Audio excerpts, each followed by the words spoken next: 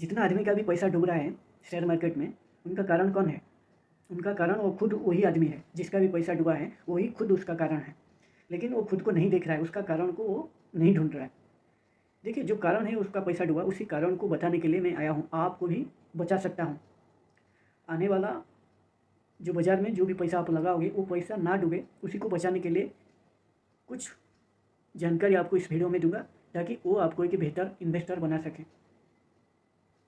इसमें 10 पॉइंट बताऊंगा share market में क्यों लोगों का पैसा डूबता है। मैं चाहता हूँ आपका पैसा ना डूबे, आपका पैसा आपका परिवार को एक बेहतर जीवन जीने के लिए वो पैसा लगे। देखिए, 10 पॉइंट आपको बता रहा हूँ, ये 10 पॉइंट को नोट कर लो, अच्छा से नोट करो और प्रैक्टिस करो। क्योंकि नोट करना, फिर और एक बार बोल रहा हूँ, नोट करो। जितना नोट करोगे, लिखोगे, वो उतना आपका दिमाग में रहेगा। इसे सुनने से दिमाग से चला जाता है, नोट करने से वो दिमाग में छपता है और रहता है कुछ। जितना प्रैक्टिस करोगे, अमल में लाओगे, वो आपका जीवन में उतरेगा। देखिए, स्टॉक मार्केट में जो 10 पॉइंट है, जो नुकसान हो रहा है सभी का, पहला पॉइंट है बिना रिसर्च के निवेश करना। जो भी स्टॉक में आप निवेश करते हो, बिना रिसर्च में कभी नहीं करना। क्योंकि किसी का बात सुन के, टीवी से न्यूज़ देख के, या कोई आपका फ्रेंड बोला है, कोई आपका फ्रेंड खरीदा है, वो पैसा बना लिया। आप भी यदि यही कर रहे हो तो आपका पैसा डूबना 100% गारंटी है, आपको कोई नहीं बचा सकता। देखिए, जो भी कंपनी में आप लगाते हो उसका बारे में रिसर्च करो, उसका फंडामेंटल देखो, उसका एनालिसिस करो, टेक्निकल एनालिसिस करो, उसका कौन सा सेक्टर में वो काम कर रहा है उसको देखो। और ऐसे सोशल मीडिया को देख के कोई भी इन्वेस्टमेंट मत करना। और बिजनेस मॉडल उसका क्या है, जो भी स्टॉक आप खरीदो, ये सभी चेक करो। पहला पॉइंट नोट किया ना, बिना रिसर्च के निवेश नहीं करना। और दूसरा गलती है शॉर्ट टर्म में जल्दी पैसा कमाने की सोच रखना। शॉर्ट टर्म में आप सोच रहे हो ये स्टॉक मार्केट तो रातों रात करोड़पति बना देता है, मैं भी बन जाऊंगा। ये सोच कभी नहीं लाना। ये सोच के कारण आपका पैसा डूबता है। इसी के कारण आप एफ.एन.ओ ट्रेडिंग में आते हो। और आज एफ.एन.ओ ट्रेडिंग सेबी का जो डाटा है वो 1 लाख करोड़ से ज़्यादा हो गया है। पिछले साल ये 75 था, अभी ये 1 लाख हो गया है। एक साल में 30,000 करोड़ से ज़्यादा लोग लॉस किए हैं। ये जो शॉर्ट टर्म है, शॉर्ट टर्म में ज़्यादा पैसा कमाने की होड़ में, यानी ट्रेडिंग को जुआ समझ कर काम करना, जैसे आज खरीदो काल बेचो, ये जो मानसिकता है, इसी के कारण ये एफ.एन.ओ में घुस जाते हैं। एफ.एन.ओ सबसे स्टफ है, वो बहुत ही हार्ड है।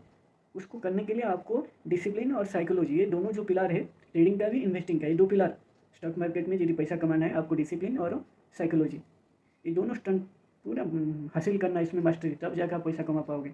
और ये दोनों का न होने के कारण आप एफ.एन.ओ पर तो फिर आपका नुकसान होता है। इसीलिए स्टॉक मार्केट में जो ज़्यादा लॉस हो रहा है, शॉर्ट टर्म में ज़्यादा पैसा कमाने की लालच में। तीसरा पॉइंट है पैसे की लालच में पम्प एंड डंप जो स्टॉक है उसी को खरीद लेना। पम्प एंड डंप क्या है? जो पेनी स्टॉक है, जो कम भाव में है, उसमें वॉल्यूम ज़्यादा नहीं है। वॉल्यूम मतलब खरीदारी और बेचने वाला, ये दोनों जो स्टॉक में ज़्यादा जल्दी खरीदना, जल्दी आप बेच नहीं पाते हो, वो वॉल्यूम उसमें कम है, ऐसा वाला स्टॉक को आप नहीं खरीदना। पेनी स्टॉक को नहीं खरीदना, क्योंकि उसमें प्रमोटर हो, डीआई हो, एएफआई हो, वो जानबूझकर एक प्राइस को लेके जाते हैं एक लेवल तक, उस लेवल से फिर डंप करते हैं, फिर पंप करते हैं, फिर डंप करते हैं। ऐसा वाला स्टॉक को नहीं खरीदना, इसमें आप फंस जाओगे। बाद में उनकी दाम बहुत ही गिर जाता है, आप फिर रो लेते हो और फिर ना बेच पाते हो, ना उसको कुछ कर पाते हो, पैसा आपका फंस जाता है। ये एक कारण है। चौथा कारण है मार्केट का जो ट्रेंड है उसको ना समझना। जैसे निफ्टी जो ट्रेंड चला था पूरा 26,000 तक, जो ट्रेंड को नहीं समझ पाएगा वो कैसे मार्केट से पैसा निकाल पाएगा? पैसा निकालने के लिए आपको मार्केट का ट्रेंड क्या है उसको समझना पड़ेगा। और मार्केट का ट्रेंड को बिना समझे आप पैसा नहीं कमा पाओगे, क्योंकि ट्रेंड इज योर फ्रेंड। बिना ट्रेंड को समझे आप इन्वेस्ट मत करना। और इसको समझने के लिए आप देखना मार्केट में अभी कौन सा सेक्टर अच्छा ग्रोथ है। जैसे अभी ईवी का सेक्टर, अभी ईवी, एफएमसीजी का मतलब जो कंज्यूमर प्रोडक्ट है, जितना हम डेली यूज करते हैं वो सभी प्रोडक्ट। इसे आप सेक्टर वाइज आप अभी भी जो अभी गवर्नमेंट का फोकस है क्या है, रेलवे भी अभी कितना बन रहा है, नया नया रेलवे स्टेशन, और बुलेट ट्रेन अभी आने वाला है।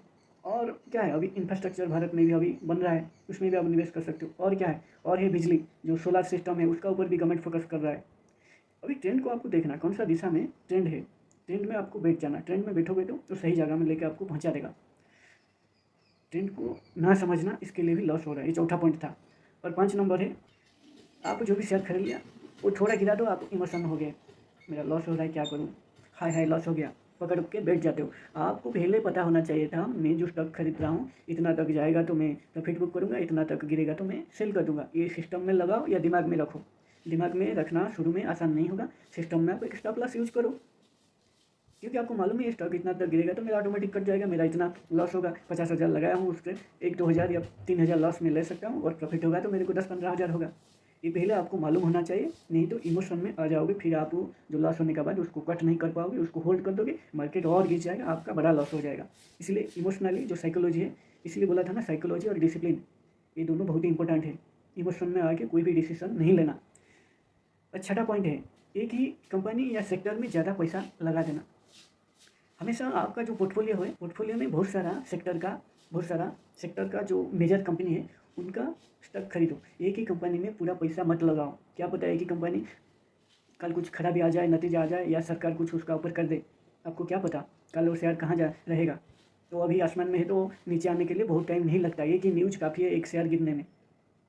इसीलिए एक ही कंपनी में मत लगाओ, 10 कंपनी में लगाओ, क्योंकि एक कंपनी 2 कंपनी ग्रोथ खराब किया तो और जो 7-8 कंपनी है आपको बचा लेंगे। 3-4 कंपनी वेस्ट गया तो 4-5 कंपनी अच्छा परफॉर्मेंस दे देंगे, तो आपका पोर्टफोलियो ओवरऑल अच्छा रहेगा, आपको अच्छा खासा पैसा बना के देगा।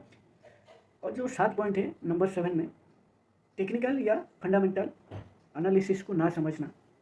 देखिए, फंडामेंटल कंपनी का बैलेंस शीट कैसा है, उसका पास कैश फ्लो कितना है, उसका रेवेन्यू कितना है, पर ईयर उसका ग्रोथ कैसा है, और उसका जो भी प्रॉफिट हो रहा है, उसका टैक्स देने का बाद उसका बाद कितना प्रॉफिट उसका पास बच रहा है, ये सभी जब आप बैलेंस शीट चेक करोगे, फंडामेंटल को देखोगे, कितना पैसा लगाने से कितना पैसा मिलता है, पी रेशियो।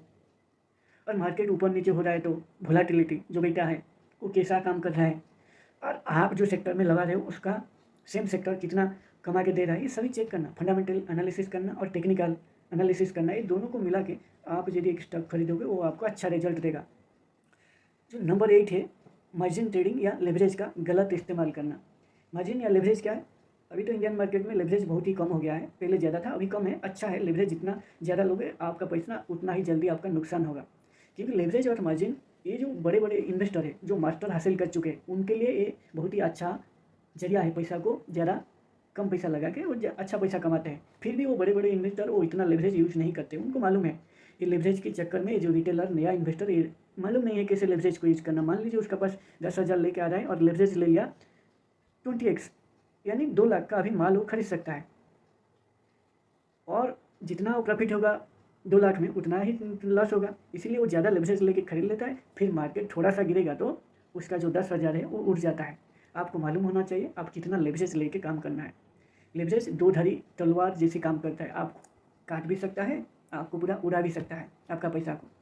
इसीलिए लेवरेज को समझना, शुरू में लेवरेज मत लो, जब आपको अच्छा से जानकारी हो जाए मार्केट का, पूरा जानकारी हासिल कर लो, मास्टर हासिल कर लो, फिर आप लेवरेज को आपको कंपाउंडिंग को जल्दी ग्रोथ करने के लिए आप यूज कर सकते हो। और स्टॉक मार्केट हो या ट्रेडिंग हो, ये कंपाउंडिंग का खेल है, ज़्यादा लेवरेज नहीं लेना। और 9 नंबर में आता है नकली खबरों या अफवाह पर, जो अफवाह आता है या मार्केट में जो गलत जानकारी को यकीन कर लेना। मार्केट में जानबूझकर प्रमोटर हो या FIDI, ये सभी जानबूझकर, मार्केट एक पूरा जाल है, ये जाल बिछाया गया है रिटेलर को पकड़ने के लिए। जानबूझकर सभी तरह का नकली जानकारी, अफवाह ये फैला दिया जाता है मार्केट में, ताकि रिटेलर ये सभी जानकारी को देख के फंस जाए। जाल में यदि फंस जाएगा फिर हम उसको पकड़ पाएंगे। और ये स्टॉक अभी उड़ने वाला है, जैसे अफवाह, ये जो जानकारी है ये तो गलत जानकारी हुआ ना, ये स्टॉक अभी उड़ने वाला है। ये लाइन कितना अच्छा लगता है, रिटेलर सुना और खरीद लिया, फिर उड़ने की जगह पूरा नीचे आ गया, आपका पैसा डूब गया।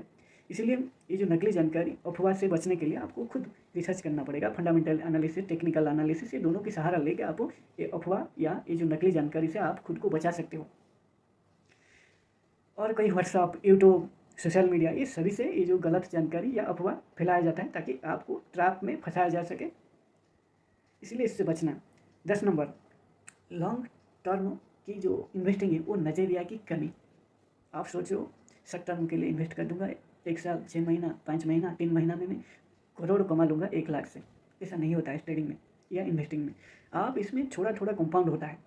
आपका नज़रिया लंबा होना चाहिए। स्टॉक मार्केट से यदि आपको पैसा कमाना है, आपका नज़रिया लंबा होना चाहिए, मिनिमम 5 या 10 साल का या 20 साल। जितना आप 10 साल से ऊपर रखोगे आपका लॉस होने की खतरा 100% कम हो जाएगा। और लॉस क्यों होता है? ये जो शॉर्ट टर्म रखते हैं 1 साल, 6 साल, 6 महीना, 1 साल से जो भी नज़रिया कम रखते हैं, 1 साल के अंदर कुछ नहीं होगा। आप जितना लंबा रखोगे ऐसा कुछ नहीं, आपको मैं नहीं डीमोटिवेट नहीं करता हूँ, लेकिन होगा जिसको जानकारी अच्छा मास्टरी हासिल किया है वो स्विंग ट्रेडिंग करते हैं।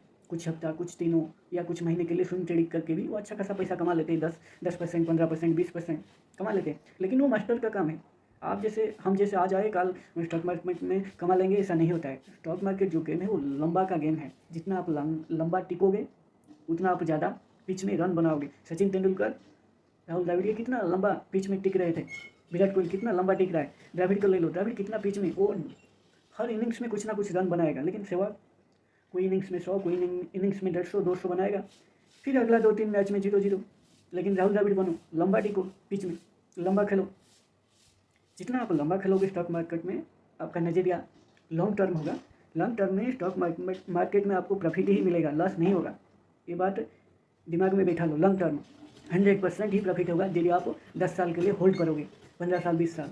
लॉन्ग टर्म में आपको प्रॉफिट ही प्रॉफिट होगा। शॉर्ट टर्म में 1 साल या 6 महीना 3 महीना इसमें आपका प्रॉफिट नहीं होगा। आपका पैसा खाली ये जो मगरमच्छ बैठे हैं मार्केट में, वो सभी आपका पैसा को खा लेंगे। आशा करता हूँ ये सभी गलती से आप बचना और खुद को एक इन्वेस्टर बनाना। और इससे कैसे बच सकते हो, इसके लिए कुछ पॉइंट आपको बताता हूँ। फंडामेंटल और टेक्निकल एनालिसिस अच्छा से सीखो, फिर पोर्टफोलियो को ज़्यादा स्टॉक में इन्वेस्टमेंट करो, लॉन्ग टर्म में सोच रखो, SIP के जरिए शेयर बाज़ार में इन्वेस्ट करो, स्टॉप लॉस को इस्तेमाल करो, रिटर्न का साथ रिस्क को भी समझो। अगर ये सभी पॉइंट को यदि आप समझते हो और ये सभी को यदि आप यूज़ करते हो, तभी जाके आपका पोर्टफोलियो में अच्छा रिटर्न आएगा और आप एक बेहतर इन्वेस्टर बनोगे और आपका एक सुनहरा लाइफ होगा और जीवन भी अच्छा होगा।